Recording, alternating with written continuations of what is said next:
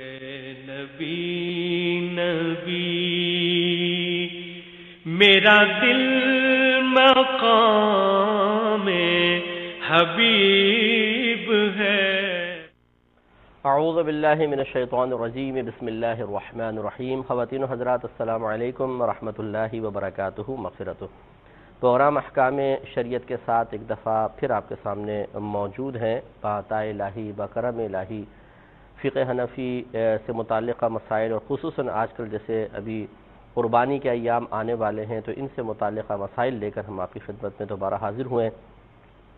پچھلے پروگرام میں آپ کو بتایا تھا کہ قربانی کے مخصوص جانور ہوتے ہیں، بکرا، بکری، دمبا، دمبی، اسی طرح گائے، بیل، بھینس، بھینسا، اونٹ اور اونٹنی، نر مادہ سب اس میں ہوتے ہیں۔ خصی اور غیر خصی دونوں کی قربانی ہو جاتی ہے، لیکن ایسا غیر خصی بکرا کہ جو اپنا پیشاب وغیرہ پینے کا عادی ہو، اس کو اسی قربانی مکروہ ہوتی ہے، کیونکہ اس سے اس کے جسم میں ایک بدبو اور گندی مکروہ بو پیدا ہو جاتی ہے، اور اس کے اثرات یقیناً جب پیشاب پیتا ہے تو اس کے اثرات گوشت میں بھی منتقل ہوتے ہیں، اور اس کا گوشت اتنا صحت مند نہیں ہوتا جتنا خصی بکرے کا ہوگا۔ اس لیے اس طرح کا بکرا لینا زیادہ افضل اور اولا ہوتا ہے۔ سب کی عمریں بھی آپ کو بتائی تھیں کہ بکرا، بکری، دمبا، دمبی کم از کم 1 سال، لیکن دمبا اگر 6 ماہ کا ہو لیکن دور سے دیکھنے میں سال بھر کا لگے تو نبی کریم صلی اللہ علیہ وسلم نے چونکہ اس کا استثناء فرما دیا تھا، خصوصی طور پہ اس کی اجازت دے دی تھی، تو اس کی قربانی ہو جائے گی۔ لیکن بکرا بکری کو اس پر قیاس نہیں کر سکتے ہیں، بکرا پورا 1 سال کا ہی ہونا چاہیے۔ گائے، بیل، بھینس، بھینسا کم از کم 2 سال اور اونٹ کم از کم 5 سال۔ بڑے دانت ان کے نکل آئے ہوں تو ٹھیک، نہیں نکلے لیکن عمر کے کامل ہونے کا یقین ہے تو بالکل قربانی ہو جائے گی۔ جانور کا عیب سے پاک ہونا ضروری ہے، جس کی تفصیل پچھلے پروگرام میں نے بیان کر ہی دی تھی۔ آج ہم آگے چلتے ہیں اور حصے کی طرف آتے ہیں۔ فقہ حنفی میں یہ متفق علیہ مسئلہ ہے کہ بکرا، بکری، دمبا، دمبی، اس میں صرف ایک ہی آدمی، مطلب ایک آدمی اپنی طرف سے کر سکتا ہے، اس میں 2 آدمی شریک نہیں ہو سکتے ہیں۔ اگر 2 آدمی شریک ہو جاتے ہیں تو کسی کی بھی قربانی نہیں ہوگی، کیونکہ قربانی اللہ تبارک و تعالی نے ایک جانور کی قربانی ایک شخص پر واجب قرار فرمائی، تو یقینی سی بات ہے کہ ایک جانور ذبح کرنا ہوگا۔ اگر 2 آدمی اس میں شریک ہو جاتے ہیں تو عقل یہی کہتی ہے کہ پھر ذبح ایک کی طرف سے ہوگا، دوسرے کی طرف سے کیسے ہو سکتا ہے؟ جیسے کہ نبی کریم صلی اللہ علیہ وسلم نے گائے اور اونٹ وغیرہ کے اندر 7 حصے دار مقرر فرمائے کہ 7 آدمی بھی اس میں شریک ہو سکتے ہیں۔ اس کا مطلب ہے اگر ہم 8ویں کی طرف آ جائیں گے تو پھر قربانی کسی کی بھی نہیں ہوگی۔ تو خلاصہ کلام یہ ہے کہ بکرا، بکری، دمبا، دمبی ایک شخص کی طرف سے ہوگا۔ اس میں ایسا نہیں ہو سکتا کہ میں کسی شخص کے ساتھ پیسے ملاؤں کہ یار چلو 8000 آپ ملاؤ، 8000 میں ملاتا ہوں، 16000 کا بکرا لاتے ہیں اور ہم دونوں اپنی طرف سے قربانی کر دیں گے۔ یہ غلط ہوگا۔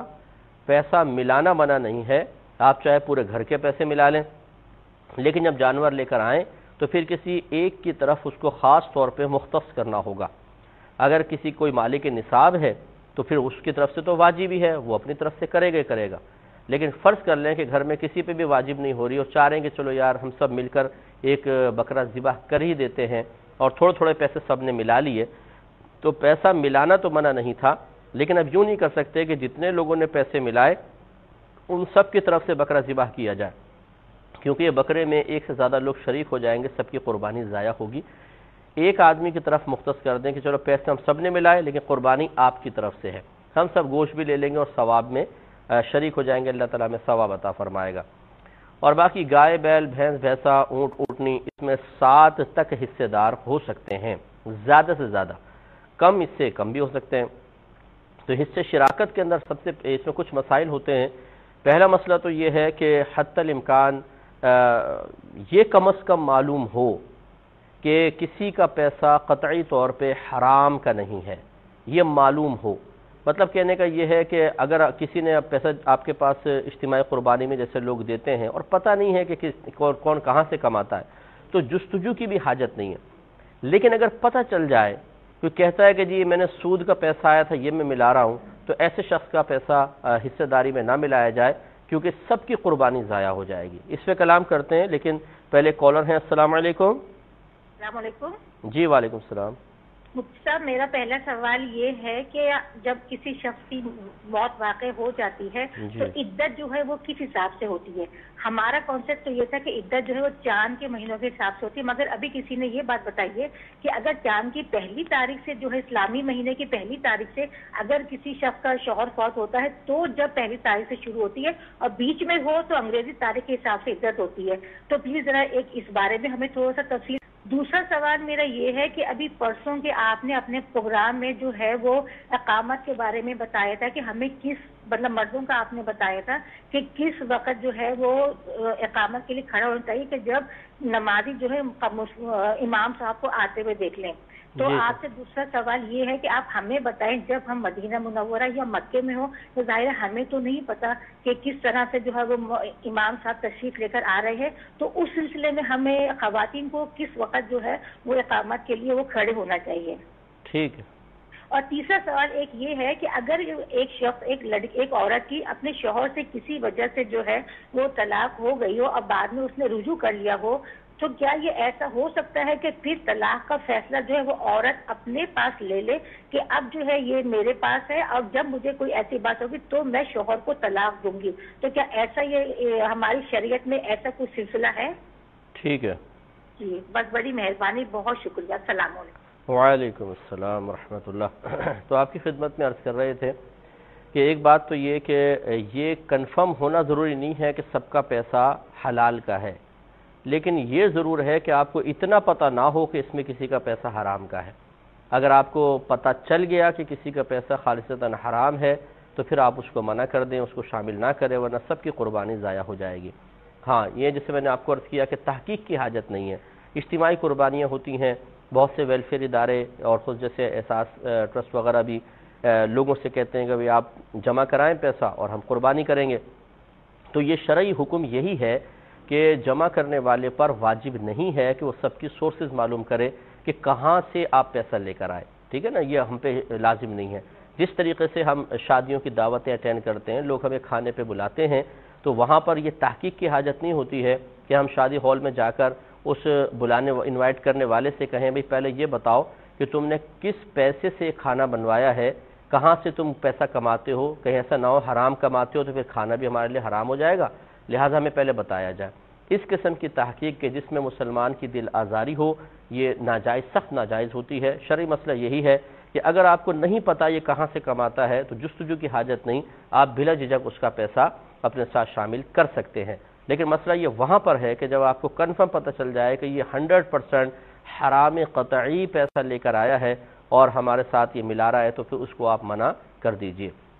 دوسری بات یہ ہے کہ کوئی ایسا شخص نہ ہو کہ جس کے عقائد بنیادی اسلامی عقائد سے ٹکراتے ہوں۔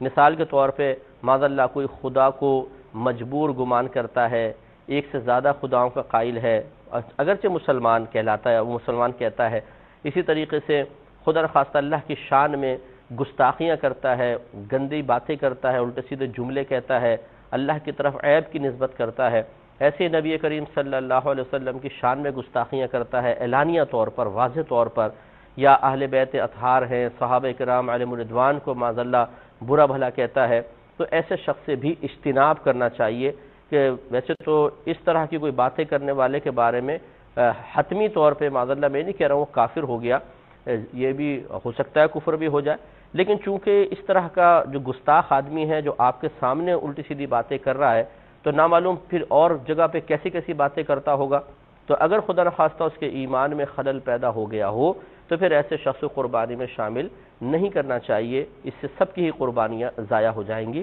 اس لیے یہ بھی ضروری ہے کہ کم از کم آپ کو یہ دیکھیں جستجو کی حاجت بھی نہیں ہے، جیسے پیسے کے مسئلے میں نے کہا، یہ نہیں کہ جو حصہ ملا رہے ہیں آپ سب سے پوچھیں بتاؤ تمہارا عقیدہ کیا ہے، تم کیا نظریات رکھتے ہو، اس کی حاجت نہیں ہے، لیکن اگر کنفرم آپ کو پتہ چل جائے کہ ایک شخص ہے وہ اس طرح کی کوئی بدتمیزیاں کر رہا ہے اور پھر وہ کہتا ہے میرا پیسہ ملا لو، تو اس کا پیسہ ہرگز نہ ملایا جائے۔ تیسری بات یہ ہے کہ جیسے آپ کو بتایا خود رحمت کونین صلی اللہ علیہ وسلم نے گائے اور اونٹ میں زیادہ سے زیادہ 7 حصے مقرر فرمائے ہیں، لہٰذا اگر اس میں 8واں حصہ بھی ملا لیا جائے تو یعنی 8 آدمی مل کر گائے کریں گے تو کسی کی بھی قربانی نہیں ہوگی، یہ اچھی طرح یاد رکھیں۔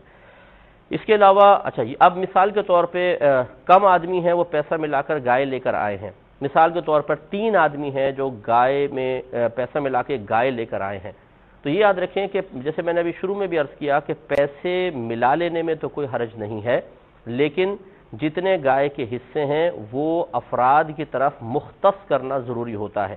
مثال کے طور پہ 3 آدمی اگر پیسہ ملا رہے ہیں تو یہ طے کرنا ضروری ہے کہ اس کے کتنے حصے ہوں گے، اس کے کتنے ہوں گے، اس کے کتنے ہوں گے۔ مثلا ایک کہے 3 میرے، 2 آپ کے اور مطلب 2 ان کے، تو پھر یہ 7 ہو گئے، اس طرح مختص کرنے ہوں گے، ورنہ اس میں خطرہ یہ ہوگا کہ کسی ایک حصے کے اندر 2 آدمی شریک ہو جائیں گے۔ مثال کے طور پہ 2 آدمی مل کر ایک گائے لے کر آتے ہیں تو ان دونوں کو اگر برابر برابر دیکھیں تو 3.5 حصہ اس کا بنتا ہے، 3.5 حصہ، تو 3 حصے تو کامل، اور ایک حصے میں دونوں شریک ہو رہے ہیں، اور یہ صحیح نہیں ہے۔ اس میں مزید کلام کریں گے۔ کالر ہے، السلام علیکم۔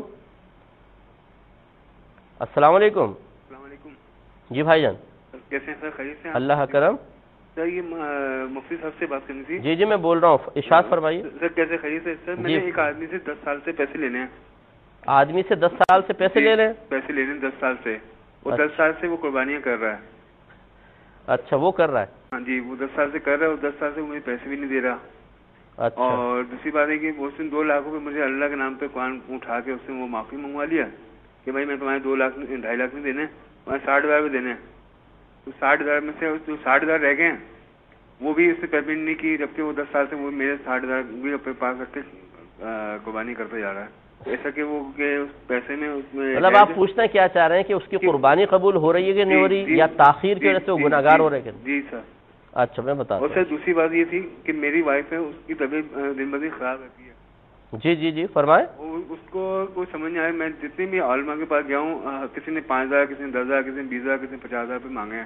عالم نہیں، عامل کہیے، عامل، عالموں نے نہیں لی ہوں گے، یہ عاملین نے آپ کی ماشاءاللہ جیب صاف کی ہوگی۔ جی جی ٹھیک ہے، ہاں جی ٹھیک ہے، ٹھیک ہے، میں انشاءاللہ کرتا ہوں۔ جی کیا پوچھنا چاہ رہے ہیں اس میں؟ ایک مختصر سا بریک لیں گے، ہمیں یقین ہے آپ ہمارا انتظار فرمائیں گے۔ میرے ورد لب ہے۔ بسم اللہ الرحمن الرحیم۔ آپ کی خدمت میں حصے داری کے بارے میں عرض کر رہا تھا کہ جیسے مثال کے طور پر 2 آدمی مل کر ایک گائے خریدتے ہیں، تو میں نے آپ کی خدمت میں عرض کیا کہ حصے جو ہیں وہ مختص کرنے چاہیے۔ اگر مثال کے طور پر آپ اندازے سے یوں کریں کہ دونوں نے برابر برابر پیسہ ملایا ہے تو 3.5 حصے اس کے ہوں گے، 3.5 اس کے ہوں گے، تو 3 حصے تو کامل ہوئے، اور ایک حصے میں یہ دونوں شریک ہو گئے، تو اس کا مطلب آدھا حصہ ان کا، آدھا حصہ ان کا، اور ایک حصے میں جب بھی 2 آدمی شریک ہوں گے تو قربانی کسی کی بھی نہیں ہوگی۔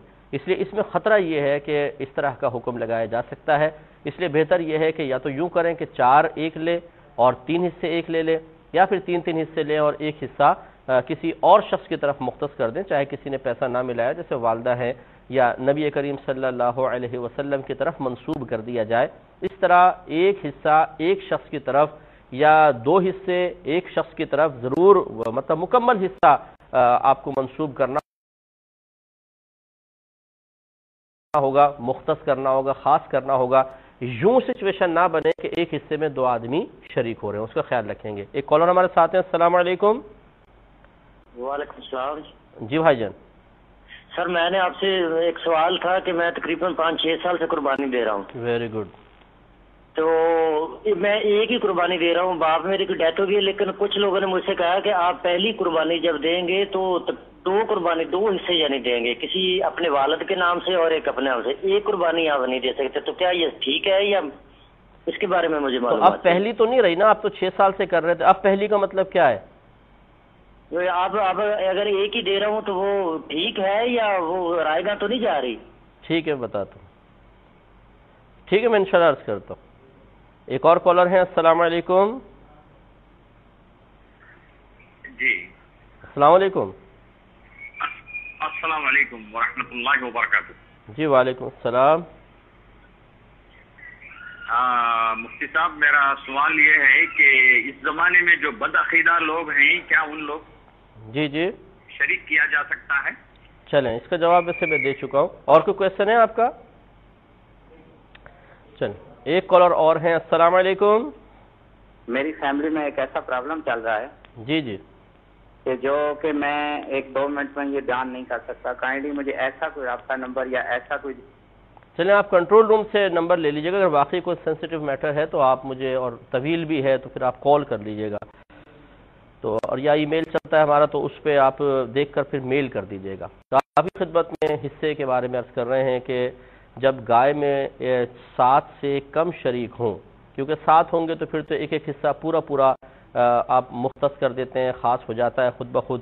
لیکن یہ سچویشن جب تھوڑا سا ایسی مطلب ٹیڑھی مڑی بن جاتی ہے کہ جب 7 سے کم شریک ہوں, تو بس یہ یاد رکھیے گا کہ گائے کا ایک حصہ ایک مکمل قربانی ہے, اور ایک مکمل قربانی میں 2 آدمی شریک نہیں ہو سکتے ہیں.